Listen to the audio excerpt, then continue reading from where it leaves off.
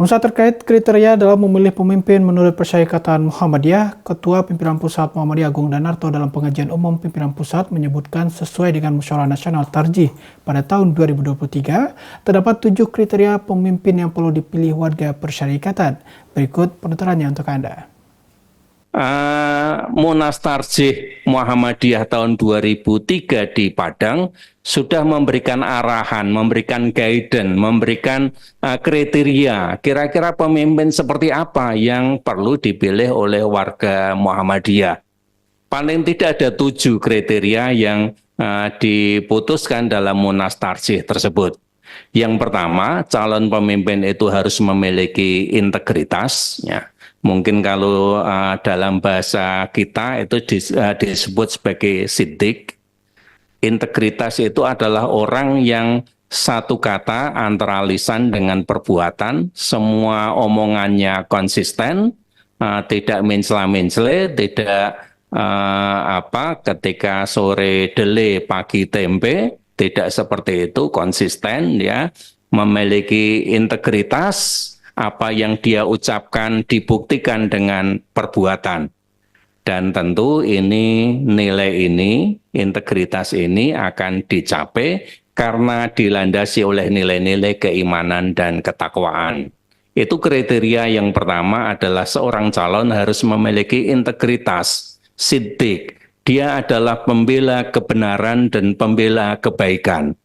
Kemudian yang kedua, seorang calon pemimpin harus memiliki kapabilitas, ya, memiliki kemampuan untuk memimpin Indonesia. Inilah mungkin yang disebut sebagai amanah. Amanah itu kan termasuk kemampuan untuk menjalankan tugas yang dibebankan kepada mereka. Nah, jadi bukan hanya mau melaksanakan, fokus, punya waktu, tetapi juga memiliki kapabilitas untuk menjalankan kepemimpinannya.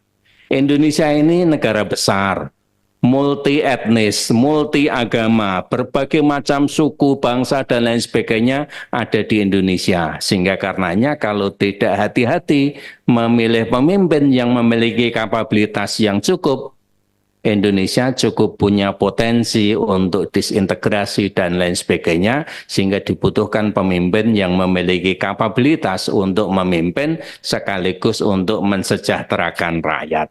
Kemudian yang ketiga, populis. Seorang pemimpin harus memiliki jiwa kerakyatan dan mengutamakan kepentingan rakyat. Nah, jadi seorang pemimpin bagaimana dia berusaha semaksimal mungkin mengedepankan kepentingan rakyat untuk kemakmurannya, untuk kesejahteraannya, untuk kemajuan rakyat, ya, fokusnya kepada itu.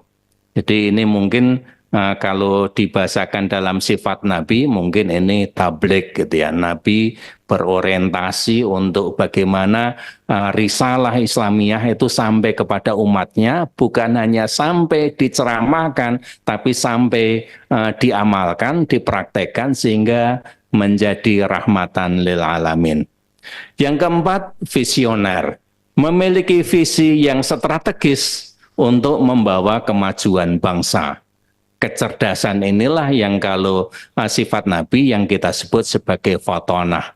Seorang pemimpin harus memiliki kecerdasan, sehingga dengan kecerdasannya tersebut dia memiliki strategi-strategi tertentu, strategi khusus untuk melakukan lompatan, untuk melakukan percepatan di dalam rangka untuk memajukan bangsa. Yang kelima, berjiwa negarawan. Dia harus harus menomorsatukan kepentingan negara di atas kepentingan pribadi, di atas kepentingan golongan, di atas kepentingan suku, agama, dan lain sebagainya. Tapi kepentingan negara lah yang kemudian harus dinomorsatukan. Yang keenam, mampu menjalin hubungan internasional. Ini kaitannya dengan saat ini dunia yang menjadi global village, desa global, sehingga interaksi antar bangsa, antar negara itu menjadi sesuatu keharusan, sehingga Indonesia tidak boleh terpencil dari dunia internasional. Kemudian yang ketujuh, berjiwa reformis, memiliki jiwa untuk senantiasa melakukan pembaharuan-pembaharuan terhadap berbagai hal dalam kehidupan berbangsa dan bernegara. Inilah 7 acuan yang sudah diputuskan oleh Munas Tarjih yang menjadi kriteria, yang menjadi ciri-ciri kriteria bagaimana warga Muhammadiyah memilih calon pemimpin. Dan inilah guidance-nya.